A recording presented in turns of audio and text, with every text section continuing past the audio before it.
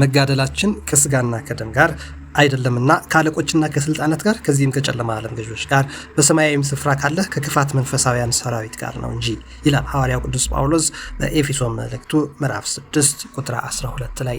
በስመ አብ ወወልድ ወመንፈስ ቅዱስ አህዱ አምላክ አሜን። የተወደዳችሁና የተከበራችሁ ለአብይ ጾም የሕማማት ሳምንት እየተቃረብን ያላችሁ የመጨረሻዋን አርብ ከሆሳዕና በፊት ያለችውን እያሳለፍን ያለን ወንድም እህቶች በያላችሁበት እንደምናላችሁ።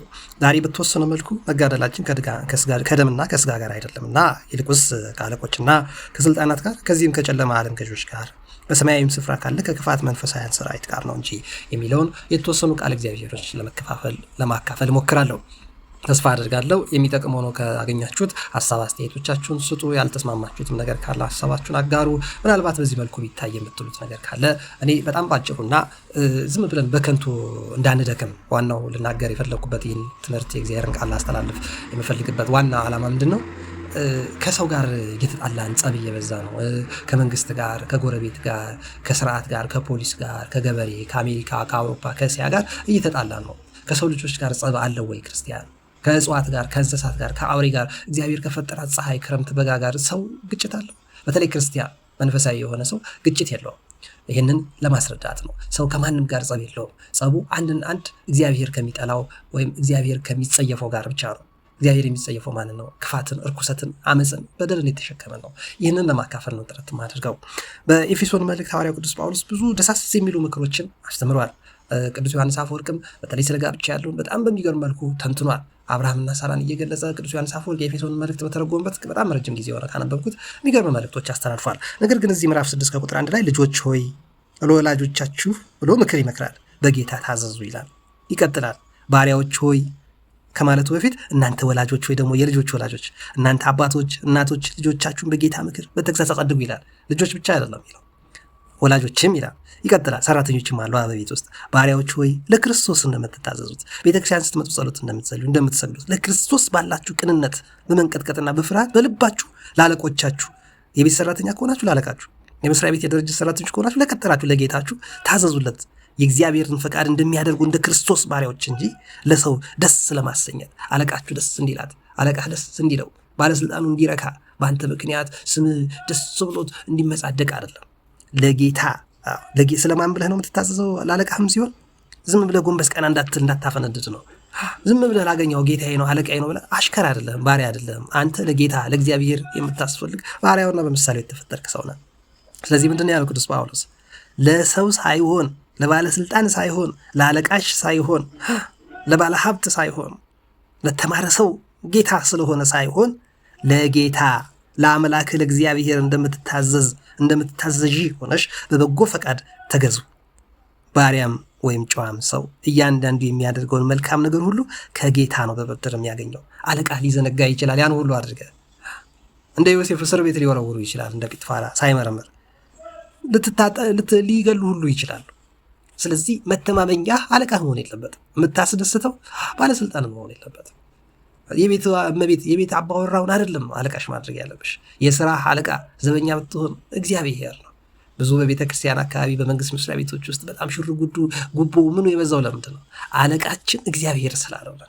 አለቃህማ እግዚአብሔር ቢሆን፣ የምትተማመነው እግዚአብሔርን ቢሆን፣ ለእግዚአብሔር ብቻ ቢሆን የምትሰግደው፣ ጎንበስ ቀና የምትለው ለእግዚአብሔር ብቻ ቢሆን፣ ባታፈነድድ ለባለስልጣን፣ ባታፈነድድ ጎንበስ ቀና የተለየ ስግደት ለምድራውያን ሰዎች ባትሰግድ ኖሮ የሁሉ መከራ ባልመጣ ነበር፣ እግዚአብሔርን በረከት ባገኘ ነበር። እና ቅዱስ ጳውሎስ ባሪያዎች ሆይ ለማን ብላችሁ ተገዙ አለ?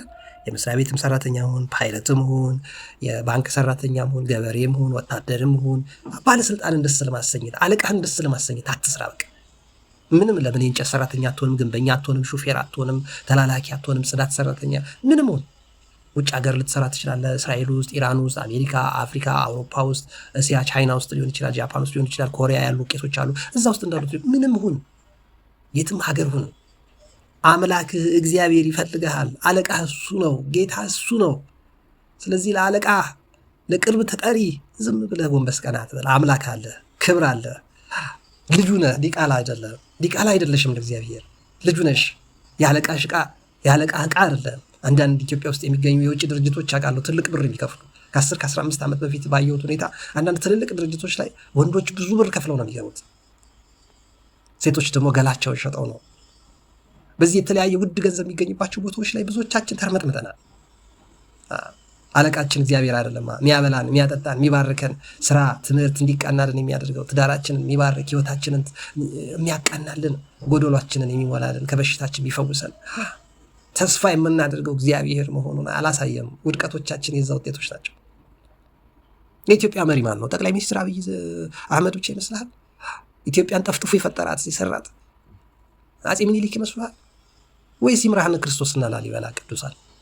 ወይስ አፄ ካሌብ ይመስልሃል? የመንን አረጋግቶ ቁርአን ላይ 104ኛ ነው 5ኛ ሱራ ላይ የተጻፈለት አብርሃን የመን ላይ ሾሞ የመጣ? ወይስ ደግሞ አብርሃና ካሌብ ይመስሏል የኢትዮጵያን የፈጠሯት? ወይስ ማክዳ? ወይስ ደግሞ ንግስት ሳባ? ማን ነው የሚመስልህ? መልከጼዴቅ ነው? ዮቶር ነው? ወይስ ኩሽ ነው?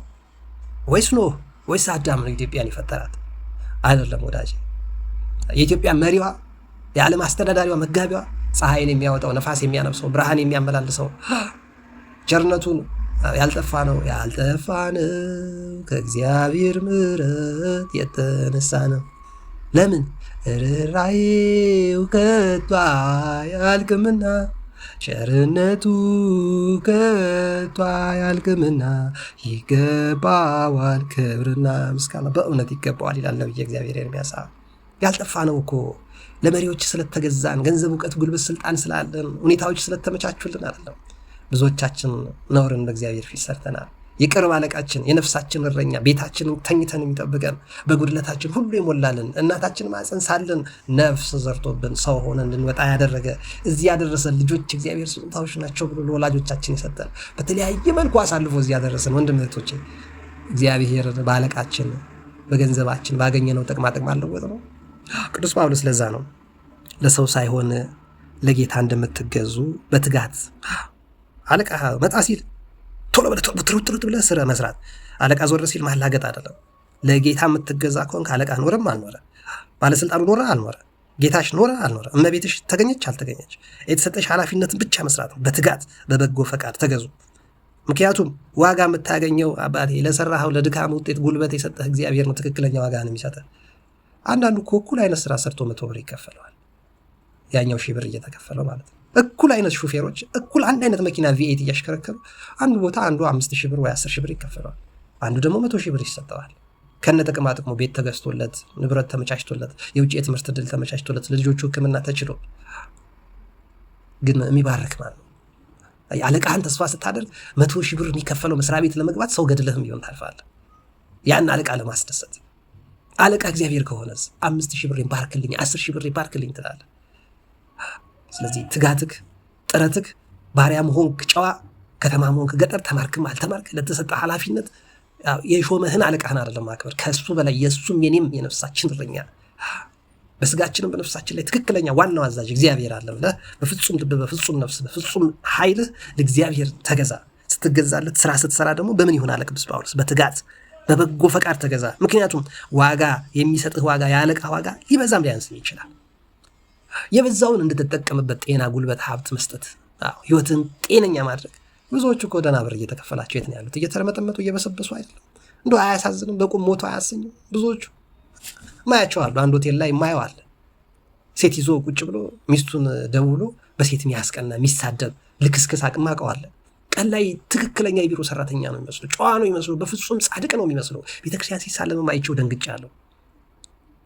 አንዴ አይደለም የገጠመኝ 2 3 4 ጊዜ ነው። እንደዚህ አይነት ሰዎች ሚስታቸው ምንም ትሆን፣ ልጆቻቸው ምንም ይሆኑ፣ እነሱ ባል ነው መሆን ያለባቸው።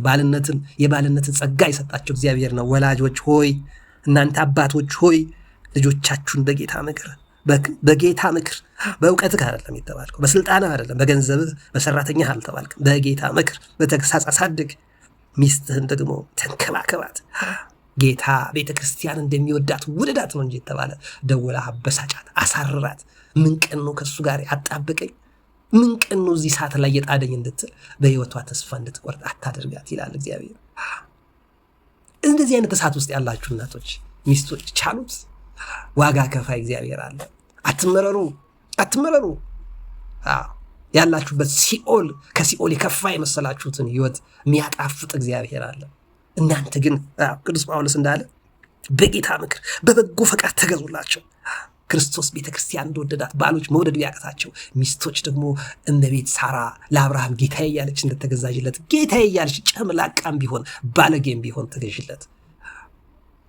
ያሳየሽውን ትህትና፣ ያሳየሽውን ፍቅር፣ የቻልሽውን መከራ የሚመዘግብልሽ እግዚአብሔር አለ። እህት ወንድሞች አትመረሩ። መጥፎ ስራ ውስጥ ያላችሁ፣ መጥፎ ሁኔታ ውስጥ ያላችሁ፣ አለቆቻችሁ፣ ቤተሰቦቻችሁ፣ ዙሪያችሁ ያሉ ዘመዶቻችሁ የከፉባችሁ፣ እንዳትለወጡ እንቅፋት የሆኑባችሁ ቻሉት። አይዟችሁ፣ አያስችል አይሰጥም። አይዟችሁ። ለኢዮብ እከክን ሰጥቶ ማከኪያ የነሳው ጌታ ኋላ ሊያሳየው ሊያስተምረው የፈለገው ነገር ስላለ ነው። 3 ነዝናዛ ችክም ችክ ያሉ ጓደኞቹ እንደዛ እስኪጨቀጭቁበት ድረስ ማትረቡ አጽናኞች፣ በህመሜ ላይ በቁስሌ ላይ ጥዝጣዜ እንጨት የምትሰዱ እንዳላቸው ቅዱሱ ኢዮብ እግዚአብሔርም እውነት ብለሃል ኢዮብ ካልጸለየላችሁ አልመራችሁም እስኪላቸው ድረስ ደርሰዋል። እና ቻሉት። እግዚአብሔር መከራ ውስጥ የጣላችሁ ወንድሞች እንዲህ በድህነት በችግር በኮሪደር ልማት በወንዝ ልማት በመንገድ ዳር ልማት በሀገር ልማት በዓለማችን ባለው ጦርነቱ ከተራብ ረብሻ ችግር ጭንቀት ውስጥ የገባችሁ አይዟችሁ፣ አምላክ አለ፣ እረኛ አለን። ለዛ ነው መጋደላችን ከስጋና ከደም ጋር አይደለም፣ ከአባትና ከእናት ከአለቃ ጋር አይደለም ጸባችን። ያንን ሊያመጣ ቅዱስ ጳውሎስ ልጆች ሆይ ለወላጆቻችሁ ታዘዟል። ለምን? የወላጆች ነቀርሳ ሊኖሩ ይችላል። በሽተኛ የሆኑ ወላጆች ሊኖሩ ይችላሉ። ልጅ እንዴት ማሳደግ የማያውቁ ራሳቸው እንጭጭ የሆኑ ወላጆች ሊኖሩ ይችላሉ። ልጆች ሆይ ለወላጆቻችሁ በማን ታዘዟል? በጌታ ታዘዟል። የነሱ አምላክ እግዚአብሔር አለ። ለነሱ ትክክለኛውን ቅጣት የሚቀጣ እግዚአብሔር አለ።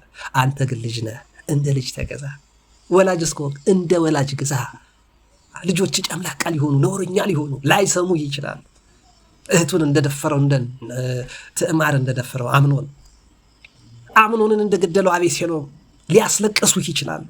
አንተ ግን እንደ ዳዊት አቤቱ እንደ ቸርነት መጠን ማረኝ፣ እንደ ምሕረት ብዛት መተላለፌን እንደምስስልኝ፣ ከበደሉ ፈጽሞ ጠበኝ፣ ከኃጢአቴ ማንጻኝ እያልክ እኔ መተላለፌን አውቃለሁ ጌታ ሆይ የልጆቼን አይደለም።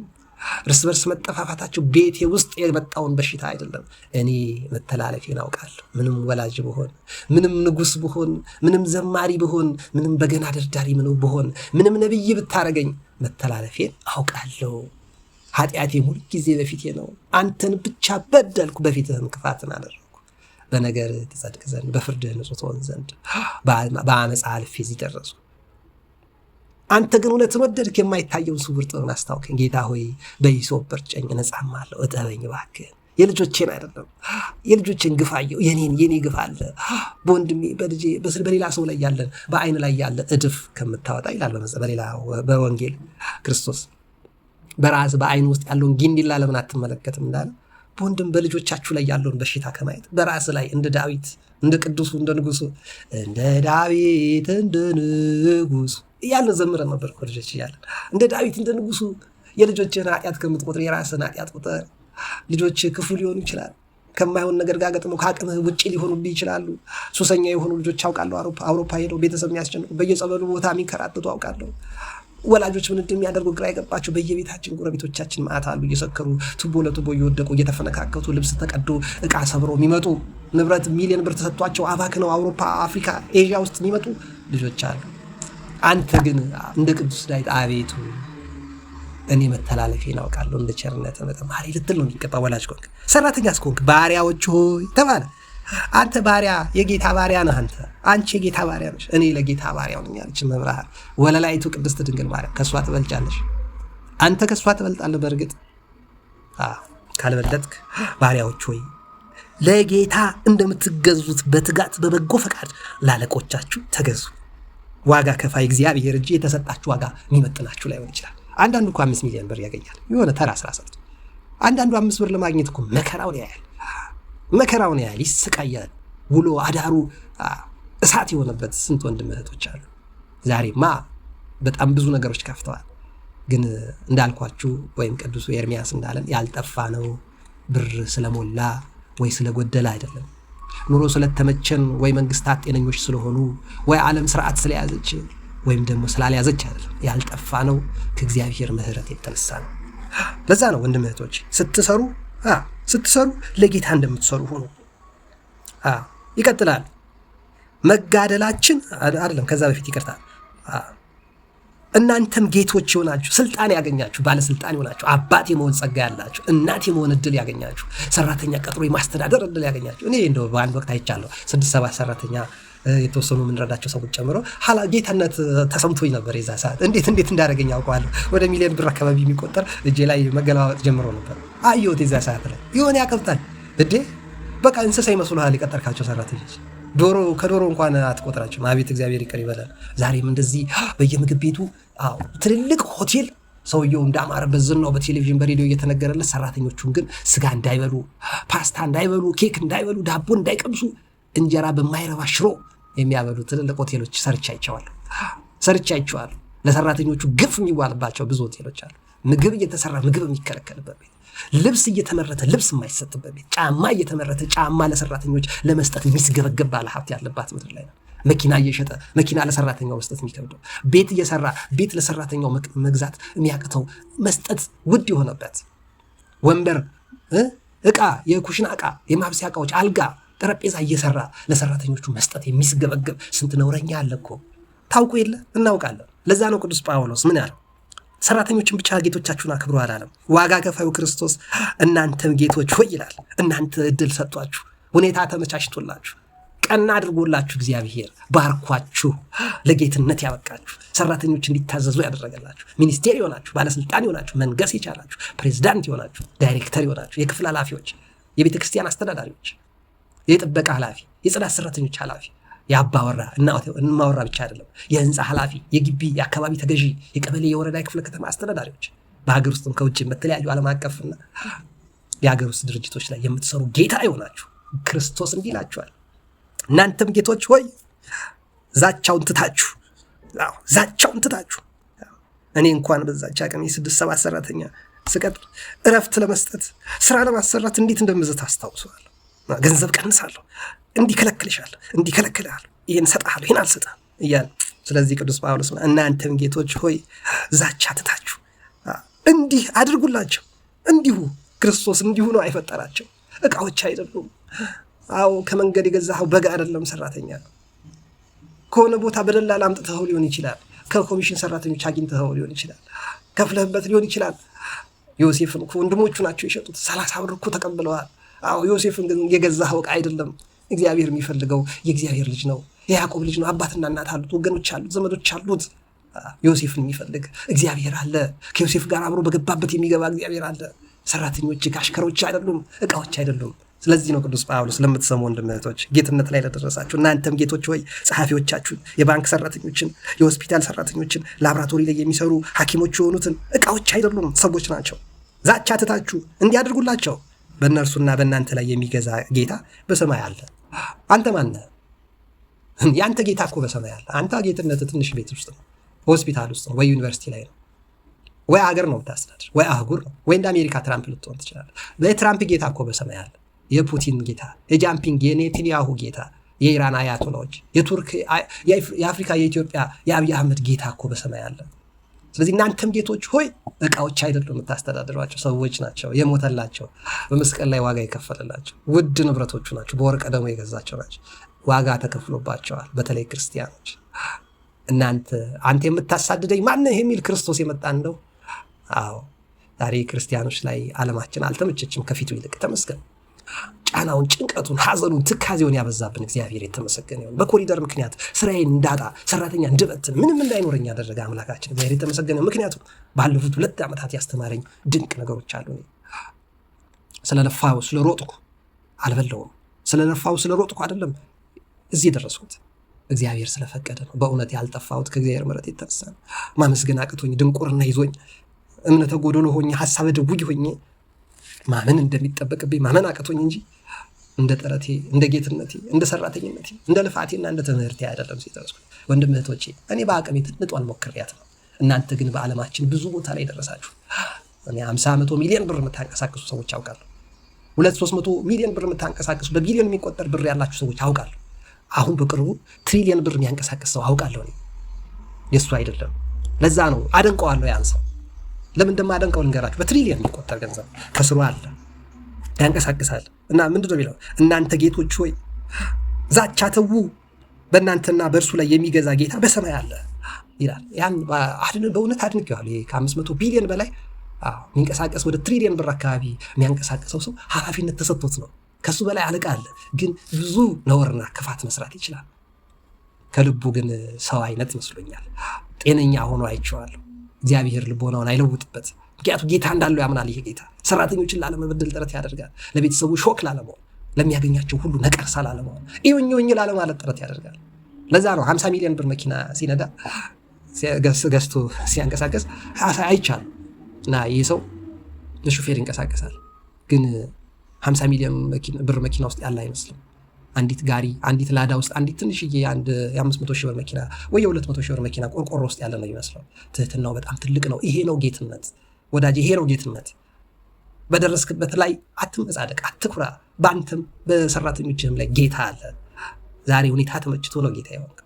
አንቺስ ሁኔታ እግዚአብሔር ፈቅዶልሽ ነው እዚህ የደረስሽ። እና እግዚአብሔር ሲፈቅድልሽ መንገዶችን ሲከፍትልሽ እንደ አስቴር ቤተ መንግስት ውስጥ ገብተሽ ትመጻደቂ ይሆን ወይስ ሰው ታድኛለሽ? መርዶክዮስ የላከው መልእክት አለ። እግዚአብሔር በፈለገው መልኩ ይረዳናል፣ ግን ለእናንተ እንዳይበስባችሁ ተጠንቀቁ። ክርስቲያኖችን የሚያድን ሙስሊሞችን የሚጠብቅ ጆቫ ወልጂሰስ አድቬንቲስት ፕሮቴስታንት ካቶሊክ የሆነ ውስጥ ሁሉ ስንት የዋህ ምስኪን አለ። ያን ሁሉ የሚጠብቅ እያበላ የሚያሳድር ፀሐይ ለሁሉም የሚያወጣ አምላክ እግዚአብሔር በሰማይ አለ። እንደኛ ጨካኝ ያልሆነ በዘር በቤተሰብ የማያስብ በደም የማያስብ በቋንቋ የማያስብ በቀለም የማያስብ አፍሪካዊ፣ አውሮፓዊ፣ አረብ እያለ የማያስብ በሰማይ ቅዱስ አምላክ አለ። የሁሉ ጌታ የሁሉ አባት የዘላለም ንጉሥ ኢየሱስ ክርስቶስ አለ። እሱ በወርቅ ደሙ ለዓለም ወርቅ ደሙ ከፍሏል። ከወርቅ ወርቅ ነው። አባቶቻችን የኢትዮጵያ ኦርቶዶክስ ተዋሕዶ ቤተክርስቲያን ቀን ሲቀኙለት ያምራል። ለማሳጠር እንዲህ ልበል። ስለዚህ ዛቻ ተው ነው ጌታችሁ ከሆናችሁ፣ ምክንያቱም በሁላችን ላይ ጌታ አለ። ስለዚህ ያለ ቅዱስ ጳውሎስ በቀረው በጌታና በኃይሉ ችሎት የበረታችሁ ለሁላችን ልጆችም ወላጆችም ሰራተኞችም ጌቶችም ለሆን ነው ማለት ነው። በጌታና በኃይሉ ችሎት የበረታችሁ የዲያብሎስን ሽንገላ ተቃውሙ በየደረሳችሁበት ልክ። ለዛም እንዲረዳችሁ የእግዚአብሔርን ዕቃ ጦር ሁሉ ልበሱ። ለምን ስትሉት የምንጋደለው ከወላጆች፣ የምንጋደለው ከልጆች፣ የምንጋደለው ከጌቶች ወይ የምንጋደለው ከባሪያ ከአሽከር ከሰራተኛ ጋር አይደለም። መጋደላችን ከደምና ከስጋ ጋር አይደለም፣ ከአለቆችና ከስልጣናት ከዚህ ዓለም ከዚህ ከጨለማ ዓለም ገዦች በሰማያዊ ስፍራ ካሉ ክፉ መንፈሳውያን ሰራዊት ጋር የምንጋደለው የምንዋጋው ዕለት ዕለት። ስለዚህ ስፖርት በስፖርት አይሆንም ማለት ነው። በገንዘብ አይሆንም፣ በእውቀት አይሆንም፣ በስልጣን አይሆንም፣ በውበት አይሆንም፣ በዝና አይሆንም። ክርስትና ጉልበት አይፈልግም። ክርስትና እውቀት አይፈልግም። ክርስትና ለማሸነፍ ስኬት አይፈልግም፣ ዝና አይፈልግም። ክርስትና የሚፈልገው መንፈሳዊነት ነው። ምክንያቱም ጦርህ ከአለቃ ወይ ከጌታ ወይ ከባሪያ ጋር አይደለም፣ ከሰራተኛ ጋር አይደለም፣ ጸበቅ ከወላጅ ጋር ወይ ደግሞ ከልጆች ጋር አይደለም። ክርስቲያን ጸቡ ከክፉ መንፈስ ጋር። ሰራተኞችን ክፉ ካሳሰባቸው ወይ አለቆችን ክፉ ከሚያሰራቸው፣ ወላጆችን ክፉ ካደረጋቸው፣ ልጆችን አመፀኞች ካደረገ ከክፉ መንፈስ ጋር ነው ጸባችን። ስለዚህ ያለ ቅዱስ ጳውሎስ መጋደላችን ከስጋና ከደም ጋር አይደለምና ከአለቆችና ከስልጣናት ጋር ከዚህ ከጨለማ ዓለም ገዦች ከክፉ መንፈሳውያን ሰራዊት ጋር ነውና በክፉ ቀን እንደዚህ አይነት ክፉ ቀን ሲገጥማችሁ ለመቃወም ሁሉንም ፈጽማችሁ ለማለፍ ፈተናውን ለመቋቋም ልጆቻችሁን ያመጹባችሁ ለማረም ወላጆቻችሁ ያስጨነቋችሁ ለመቋቋም እንድትችሉ አለቆቻችሁ አውሬ የሆኑባችሁ አውሬነታቸው መሻገር እንድትችሉ ሰራተኞቻችሁ እርኩስ የሆኑባችሁ ጥሩ ጌቶች ሆናችሁ መከራውን ለመቋቋም እንድትችሉ የእግዚአብሔርን ዕቃ ጦር ሁሉ አንሱ። ወገባችሁን በእውነት ታጠቁት፣ እውነትን ያዙ፣ የጽድቅን ጥሩር ልበሱ፣ ጽድቅን ፈጽሙ፣ ወንጌል አትርሱ፣ በየቀኑ ወንጌል አንብቡ፣ እግሮቻችሁ በወንጌል የጸኑ ይሁኑ፣ ወደዚያ አትርገጡ። በሁሉም ላይ ጨምራችሁ የሚንበለበሉትን የክፉን ፍላጻዎች የርኩሰትን አጋንንት የዲያብሎስን ስራ መቃወም እንድትችሉ የእምነትን ጋሻ አንሱ።